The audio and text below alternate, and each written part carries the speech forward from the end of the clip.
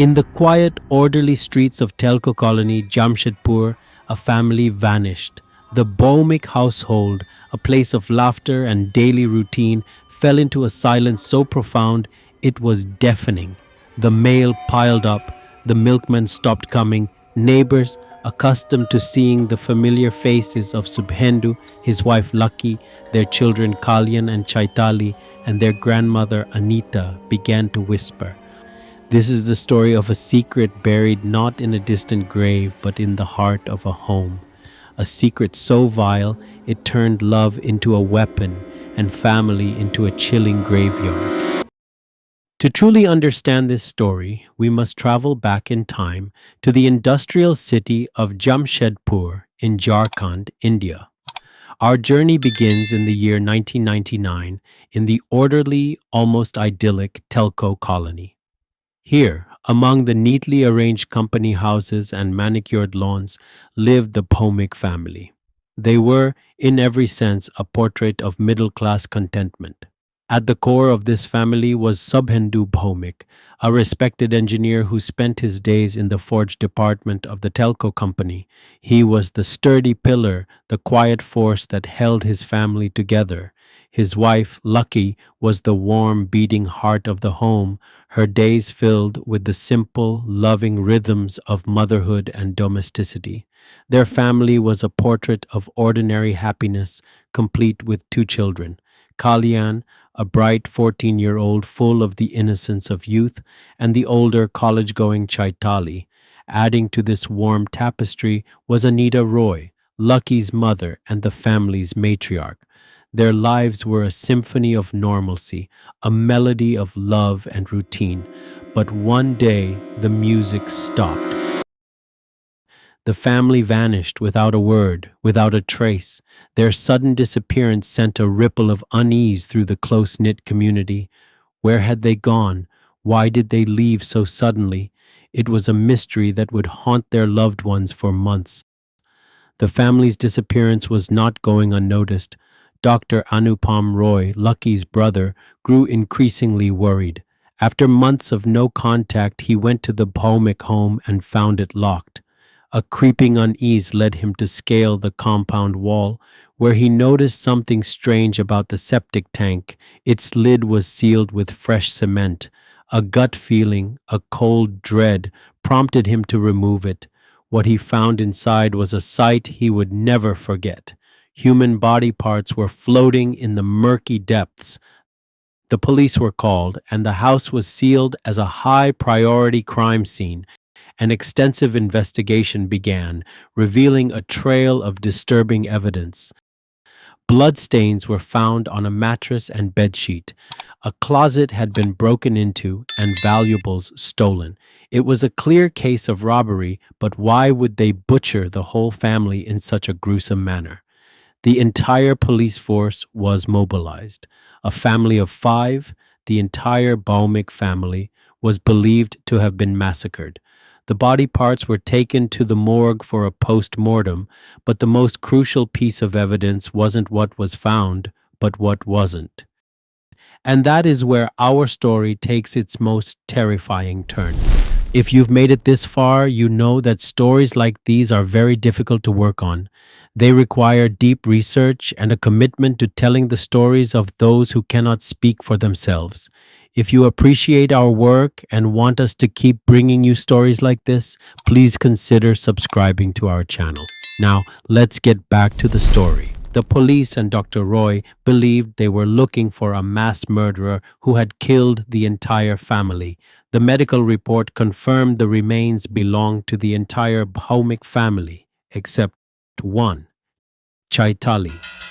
Her remains were not found with the rest of the family. The police, desperate for a lead, conducted a thorough search of the entire property, digging up every square foot of the backyard in the desperate hope of finding a 5th burial site. They searched the garden, the garage, and every other possible hiding spot on the property, but their search yielded nothing. There was no 5th victim. There were only 4. Chaitali, the daughter, was missing. Was she a 5th victim whose body had been hidden elsewhere? or was she something else entirely? The police began to search for Chaitali, believing she was taken against her will. This case was turning out to be more than a robbery and murder, but little did they know they were about to uncover a truth more sinister than they could have ever imagined. The story hit the media and spread like wildfire, becoming a national headline that dominated every news channel and filled the pages of every newspaper. While the police in Jamshedpur were sifting through the remains of a family and digging up a yard for a missing body, a young couple was on the run, their days a frantic blur of stolen joy. They moved from city to city, checking into hotels under false names, their excitement palpable. They bought a new car with the stolen cash. They would drive for hours, with no destination in mind, just the open road and the promise of a future they had brutally carved for themselves. But their exhilaration started to sour when the woman saw her face on a television screen and then in a newspaper. The dwindling stack of stolen money suddenly felt heavy in their hands, no longer a symbol of freedom but a ticking clock. The face that was on every news channel and in every newspaper was none other than Chaitali, and she was wanted for questioning in the quadruple murder of her family. The young couple came to the chilling realization that their days on the run were numbered, and a cold dread replaced their frantic joy.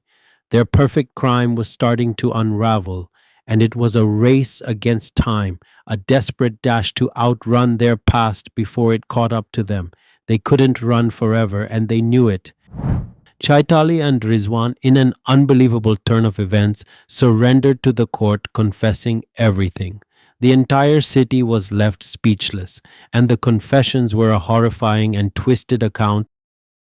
We must now retrace the steps that led a daughter to betray her family and a lover to commit a crime so heinous it would shake a nation. Chaitali, a young woman on the cusp of adulthood, was a free spirit, and her aspirations often clashed with the traditional expectations of her family. Her love for her father, Subhendu, was profound, but a growing chasm opened between them as she sought more freedom. She began to chafe against the rules, skipping her college classes, frequenting movie theaters, and finding a new kind of independence away from the confines of her home.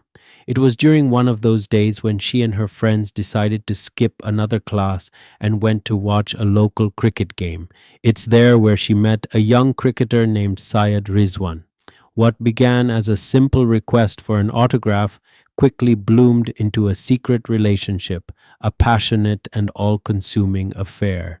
It was a love that would not only change the course of their lives, but would also become a fuse lit, counting down to a terrifying explosion. They could have kept their affair hidden, but fate had other plans. The one secret that was bound to reveal itself did. Chaitali found herself pregnant, a reality that hung over her like a guillotine. A wave of panic washed over her, and in a moment of desperate vulnerability, she confessed to her mother, Lucky. She had hoped for understanding, but was met with a fury she had never seen before. Her father's reaction was even more chilling. The man who had always spoken to her with kindness now threatened to kill her and her lover. He forbade her from ever seeing Rizwan again. The family she had once loved so dearly now seemed like a prison, and their anger a threat more terrifying than anything she could imagine. In a state of panic and anger, Chaitali decided to do something horrible. In her mind, the only way to be truly free was to eliminate the very people who were holding her captive. When she revealed her dark plan to Rizwan, he was hesitant, suggesting they simply run away. But Chaitali, consumed by a chilling and twisted logic, convinced him that they could never truly escape. They would always be hunted. The only way to finally be free was to take everything from them, their lives, their money, their valuables. It was a cold-blooded and heinous pact. The pair began to meticulously plan their crime with a shocking lack of emotion. The day of the crime was January 29th, 1999. Life began as usual in the Bhomik home. Subhendu left for work, and Kalyan for school. Chaitali, feigning illness, stayed home with her mother Lucky and grandmother Anita. As the afternoon wore on and her mother rested, Chaitali went to the telephone, a crucial piece of her plan. She disconnected the line, severing her family's last link to the outside world. Then she opened the front door, a silent signal to Rizwan, who was waiting nearby. He slipped inside, a shadow moving in a home he had no right to be in. What happened next was a brutal and calculated dance of death. First, they went upstairs to Anita Roy, the 68-year-old grandmother. As she lay peacefully asleep, Chaitali held her hands and legs, while Rizwan strangled her, ending her life in a matter of moments. They moved to Lucky, Chaitali's mother, and did the same, choking the life out of her as she rested.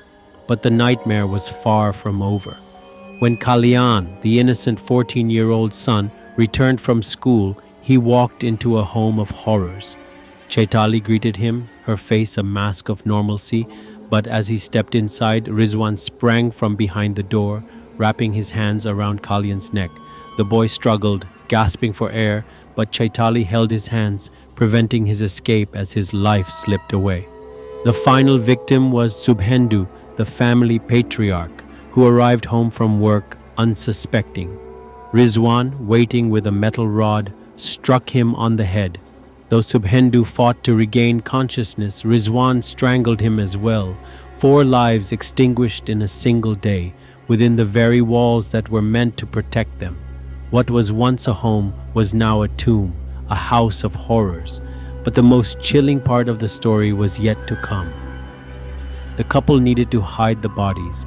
The plan they devised was so monstrous and so unspeakable, it would turn a serene family home into a literal human graveyard. They decided to dismember the bodies and hide them in the septic tank behind the house. Rizwan left and returned with a meat-cutting knife. What followed was a gruesome act of butchery. The pair worked with a chilling efficiency, cutting everyone into pieces, packing them into sacks, and then placing them into the murky depths of the septic tank. To mask the putrid smell of death, they poured bottles of acid, phenyl, and bleaching powder into the tank. Then they went inside and tried to clean the blood stains on the floor, leaving no trace of the blood that had just occurred. The blood-stained clothes were piled in a corner, hidden from view. After this horrifying act, Chaitali lived in the house for an entire month, calmly, as if nothing had happened. Rizwan visited her regularly. They stole money and valuables from the family's belongings before fleeing. It was a chilling display of cold-blooded amorality, and for months they were gone. They were fugitives, but in their minds they were finally free. The trial was a spectacle of justice and public outrage. The prosecution presented an airtight case built on their confessions and the overwhelming physical evidence, laying bare the horrifying account of a daughter and her lover annihilating an entire family.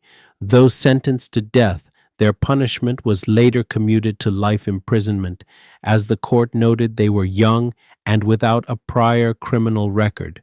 This verdict, a rare display of mercy in a case of such brutality, left many stunned. If this story shook you to your core, if it made you question the darkness that can hide beneath the surface of normalcy, leave a comment below.